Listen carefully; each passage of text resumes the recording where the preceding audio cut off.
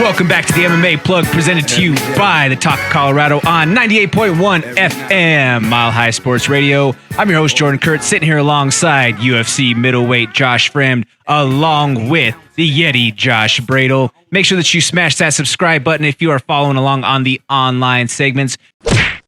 We're going to get into the UFC Vegas 52 preview this weekend. In the main event, fellas, it's a little bit of a hard sell for the common fan and somebody that's outside of the hardcore audience. Although it is a matchup of a couple of top flyweights in the number 1 ranked Jessica Andrade taking on the number 10 ranked Amanda Lemos. I don't know, guys. What are your thoughts on this heavyweight or on this main event matchup here? Oh, man.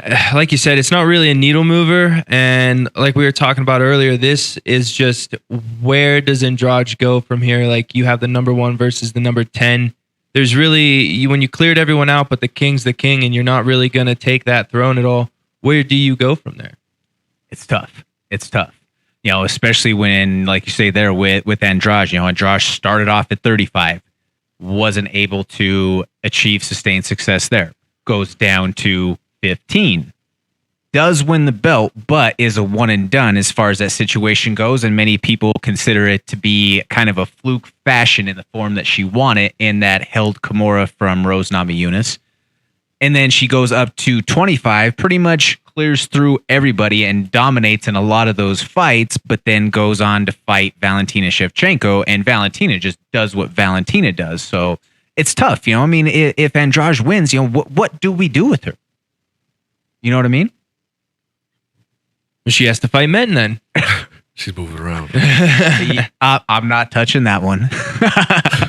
But if we're talking this matchup for Lemos is the one who really has something to gain from this. But I think that the odds are extremely stacked against her in this matchup because I do believe that Andrade is probably a definitive best contender in that division above most everybody else. Like I say, she's cleared out all the other top contenders.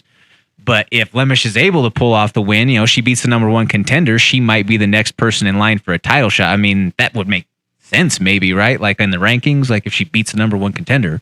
Yeah. That's fresh blood in the division, so that you would have to give her the opportunity. And she's in her mid-30s now, so she's kind of working against borrowed time now at this stage in her career. So with that being said, gentlemen, who do you pick? How do you see this contest going? What do you think, Yeti?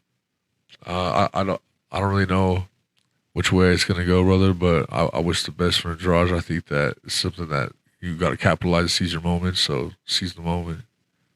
All right, fair enough. I'm going to go against the grain here. We have Lemos at a plus 165. I like a good underdog story. And hey, this is, like I said, it's not a needle moving fight. It's not something crazy. But if I could throw some money on it and an upset happens, that's what we're going to do.